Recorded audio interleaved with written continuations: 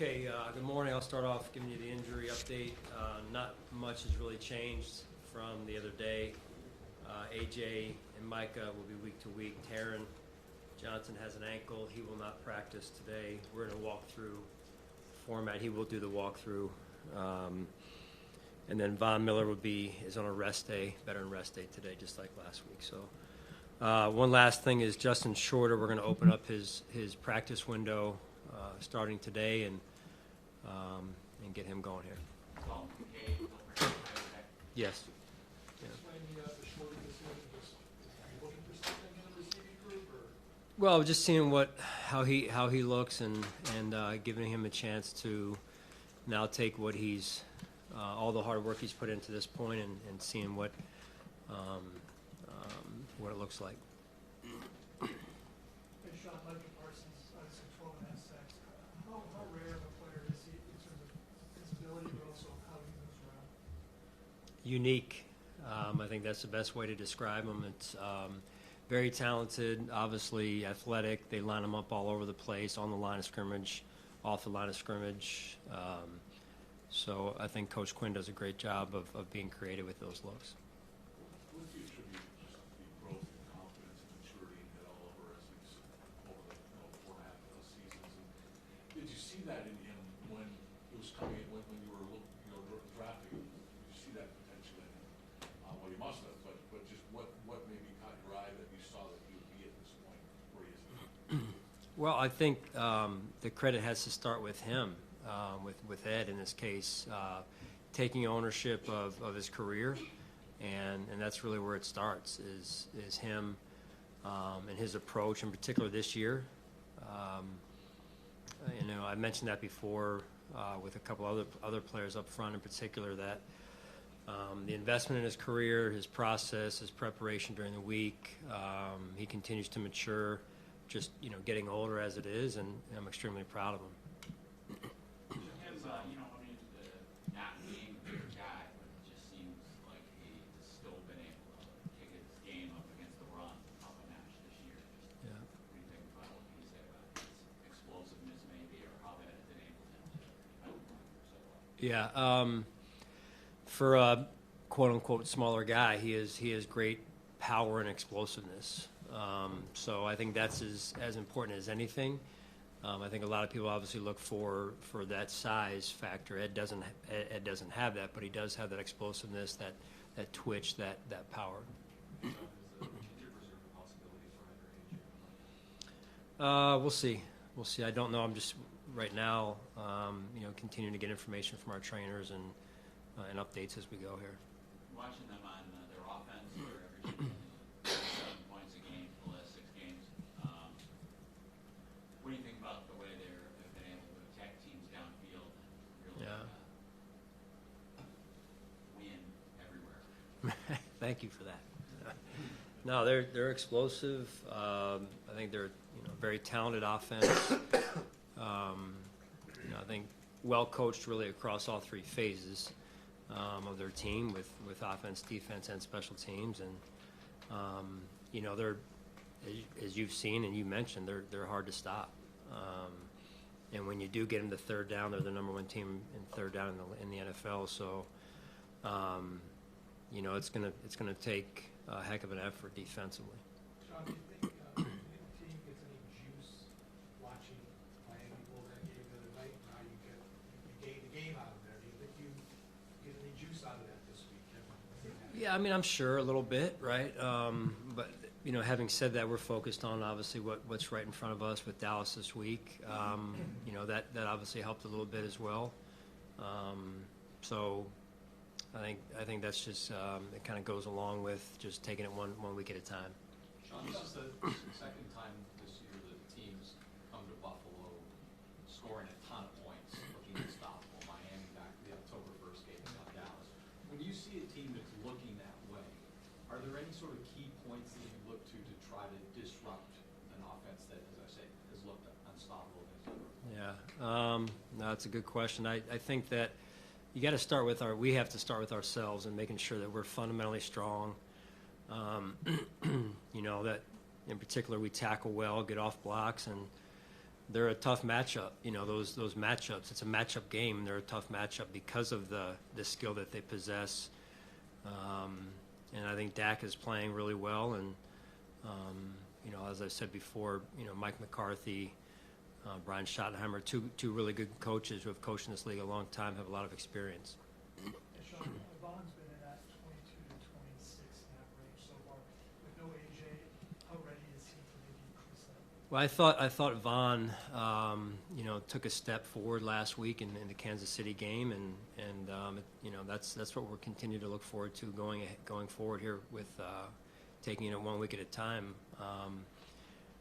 You know, so with AJ potentially out, it's going to be, hey, next man up, and so whether it's Vaughn or somebody else, that's an important piece for us here.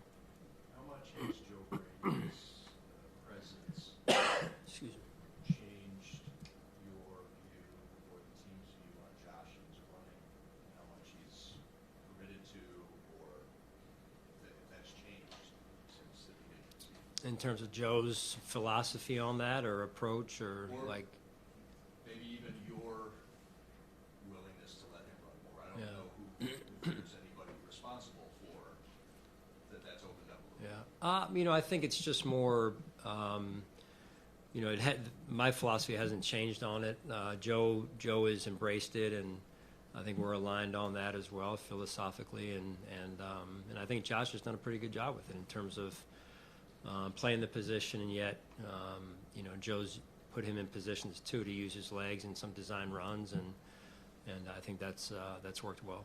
What would you say the organization's philosophy is on that now? And it's changed from the summer when it was a concerted effort, and it has been in previous seasons too. Run less contact, prolong the career or whatever.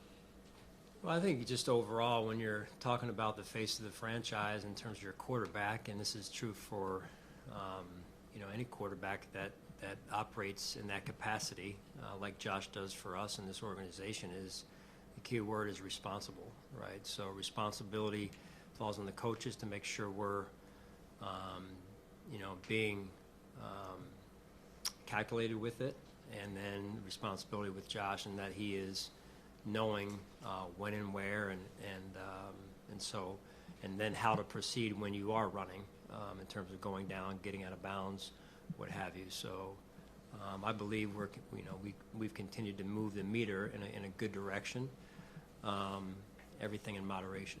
So. Has the tolerance changed now? Maybe that's not quite the right word I'm looking for, but in terms of maybe earlier in the season, a little more strict with it, and now you're in playoff mode, you're in December, and maybe we'll be more willing to do that than we were in September. Yeah, I think we've kind of been around that spot since the start. Not saying that that's what everyone saw since the start of the season, but I feel like we've been around that same spot since the beginning of the season. Sean, can you talk about what you've seen in James Cook just year over year from the rookie season through to this point this year? Yeah, you know, I've mentioned this before, that when you can, as a coach, watch a player develop, a young player, it's one of the great, most satisfying things of coaching, just like I'm sure teaching is, when you can watch a student develop and grow. And you know, 1 week, as I mentioned, you know, he's challenged with one part of his game, and he goes back to the drawing board, works on it the following week, and then he follows through in the game. I think that was evident this past week with the pass game in particular with James. And I mean, early on it was ball security. I mean, the Rams game, I think, is rookie season, rookie year. So lessons, just like anything, you know, you learn through experiences.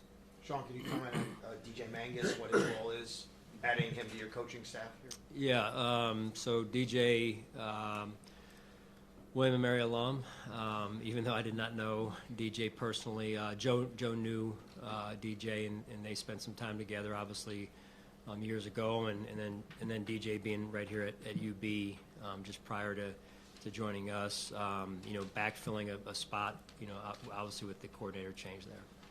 a while ago about how he felt this offense was opening up in sort of his game. Where have you seen that the most since he joined the team? Well, he's been a good addition. I would start there, Catherine. I've been very pleased with how our offensive line has played this season. You know, the addition of Connor, Saibo, just to name a couple there, and you know, I think the cohesiveness of that group, and then, knock on wood, the health of that group has been key for us. And I'm sure Josh would say the same. So I think Coach Cromer and Austin Gunn have done a fabulous job of every week just continuing to improve that group every week.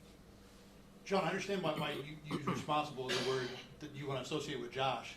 But this time of year, you know, big games are won with quarterbacks, maybe not making irresponsible plays, but certainly accomplishing plays that might be taking a sizable chance. Yeah. Is that the word that you want your face of the franchise kind of having in his head when you might need him to be more going forward? No, he's well aware.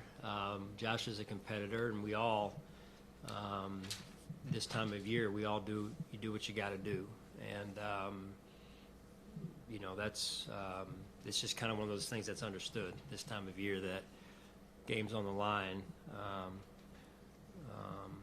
You know, you got to do what you got to do. So I don't think I need to say that. He knows that. We all know Josh, and I know this football team. So that's really where it gets to this time of year. All right. Thank you guys.